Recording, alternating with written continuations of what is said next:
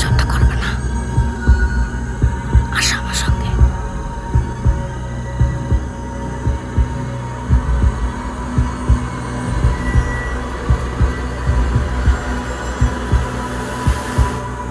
আরে কি হলো, আসো আসো।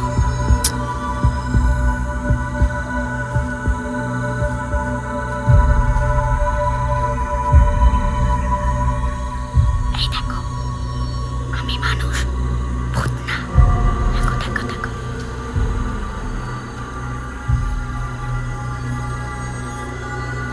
আসো আসো।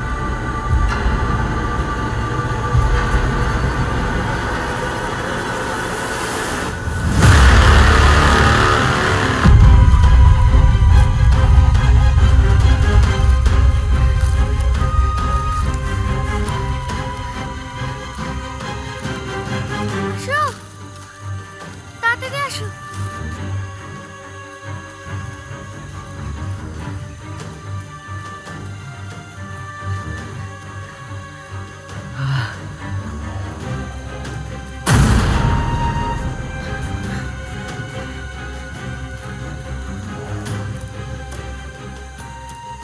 কি হলো, আসো। খুব কষ্ট হচ্ছে, একটু দাঁড়াই। কিন্তু এখানে দাঁড়ালে যে আরো বিপদ। চলো। এবার বলো, তুমি কেডা?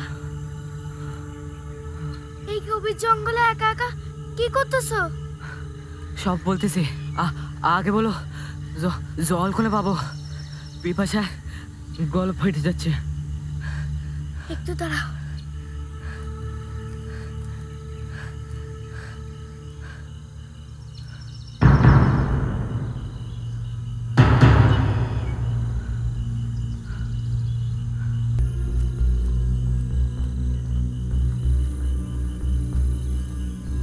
নাও।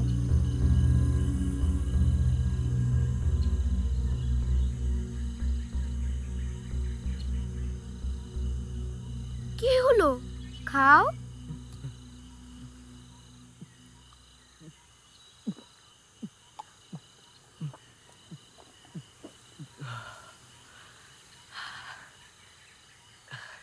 এইবার বলো, তুমি কেডা? চুপচাপ খাইয়ে নে বলতেছি নরেন, একদম জেদ করবি নে। না, আমি খাবো না। আবার মুখে মুখে তক্ক, যাওয়া হবে না বলেছি, হবে না। আমি যাবো যাবো যাবো। নরেন, এক সর মারবো বলো। দু পাতা বয়স না, জেদ দিকেছো সাবালের। কি হলো তোমাগো? মাসাওয়াল ঝগড়া করতেছ কেন? কি আর হবে, তোমার সঙ্গে জঙ্গলে যাবে বলে জেদ ধরেছে। মুখে মুখে তক্ক করতেছে, আমি জাতি দেব না বলেছি, তাই রাগ করে আর খাবে না। তা বুঝিয়ে বললেই হয়, ঝগড়া করার কি দরকার? বুঝিয়ে বললি ও যেন কত শুনবে। দেখ বাবা, জঙ্গলে হচ্ছে বাঘের ভয়, সেখানে বাচ্চাগো জাতি নেই। কখন কি বিপদ হয় কেটা বলতে পারে? আমি গেলেই যে বিপদ হবে তার তো কোনো মানে নেই। সেটা তো তোমার সঙ্গেও হতে পারে। দিকেছো দিকেছো, মুখে মুখে কিরকম তক্ক করতেছে দেখেছো? আমি বলো এবারে 1000 বাড়ি মারবো নরেন। থামো না। সারা জীবন দিন না রাত না তোর জন্য খাটে মরতেছি নরেন। তুই আমাকে একমাত্র সাবাল, তোর নিয়ে আমাকে অনেক স্বপ্ন। সংসারের কোনো অভাব তোরে কোনো দিনও বুঝতে দেয়নি, কারণ তোরে লেখাপড়া শিখে চাকরি করতে হবে, অনেক বড় হতে হবে। জঙ্গলে গিয়ে বাবার মতো সারাদিন মাছ ধরবি, সেটা আমরা চাই না নরেন।